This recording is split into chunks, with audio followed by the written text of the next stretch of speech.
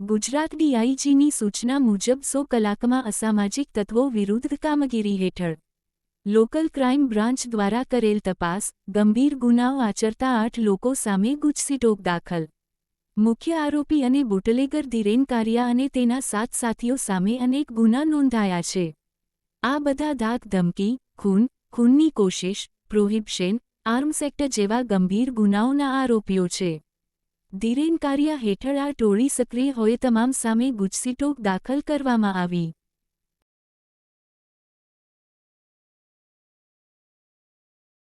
ગુજરાત રાજ્યના માનનીય ડીજીપી સાહેબશ્રીની સૂચના અન્વયે 100 કલાક દરમિયાન અસામાજિક પ્રવૃત્તિ કરતા ઇસમો વિરુદ્ધ અસરકારક કામગીરી કરવા જે સૂચના થઈ આવેલ તે અન્વયે જૂનાગઢ રેન્જના માનનીય આઈજીપી સાહેબશ્રી તથા એસપી સાહેબશ્રીની સૂચના હેઠળ જૂનાગઢ ક્રાઇમ બ્રાન્ચના પીઆઈસી અને તેમની ટીમ દ્વારા જૂનાગઢ જિલ્લામાં અસામાજિક પ્રવૃત્તિ કરતા અને સતત ગેરકાયદેસર પ્રવૃત્તિઓ મારફતે પોતાના આર્થિક લાભ મેળવતી આ ઉપરાંત ગુજરાત રાજ્યના ટોપ 20માં લિસ્ટેડ બુટલેગર પૈકી ધીરેન કારિયા અને તેની ગેંગના અન્ય સાગરીતો વિરુદ્ધ તેમની જે પ્રવૃત્તિ લૂંટ, ખૂનની કોશિશ, આ ઉપરાંત આર્મ્સ એક્ટ સાથે સાથે જે પ્રોહિબિશનના કેસ અને તેમાં પણ પોતાના આર્થિક ફાયદા માટે જે એન્જિન ચેસિસ નંબરમાં છેડછાડ કરી જીએસટીના ખોટા બિલો બનાવવા અને દેશના અર્થતંત્રને પણ પેરેલલ નુકસાન પહોંચાડી ભારતીય બનાવટના વિદેશી દારૂને પંજાબ, હરિયાણા,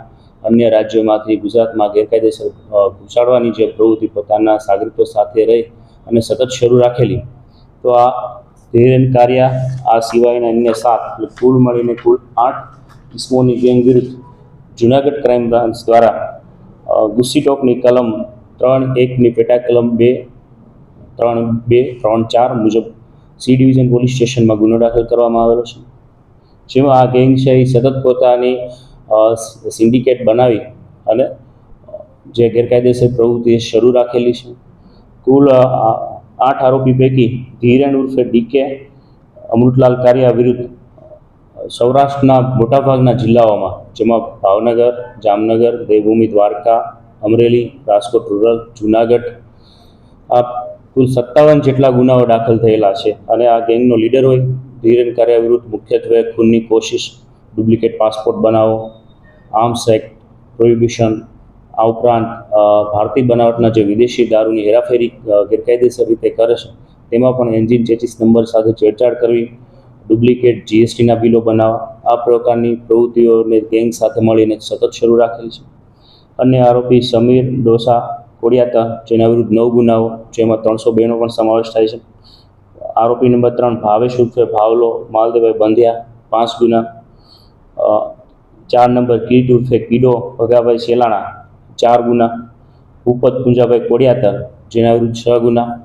આ ઉપરાંત ક્રાઇમ બ્રાન્ચ દ્વારા આ ગેંગના 8 પૈકી 3 આરોપીઓની રાઉન્ડઅપ કરવામાં આવેલા છે. જેમાં ઉદય નરોત્તમભાઈ દવે જેના વિરુદ્ધ 7 ગુના, વિપુલ ઉર્ફે ભૂપત ઉર્ફે કડી સુરાભાઈ સુત્રેજા જેના વિરુદ્ધ 22 ગુના. આરોપી નંબર 3 અજય રૂડાભાઈ કોડિયાતર જેના વિરુદ્ધ 9 ગુના.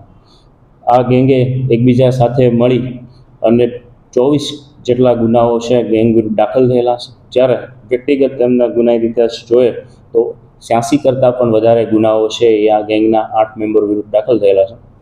હાલ આ ગુજસીટોકની કલમ મુજબ છે એ આગળની કાર્યવાહી શરૂ છે.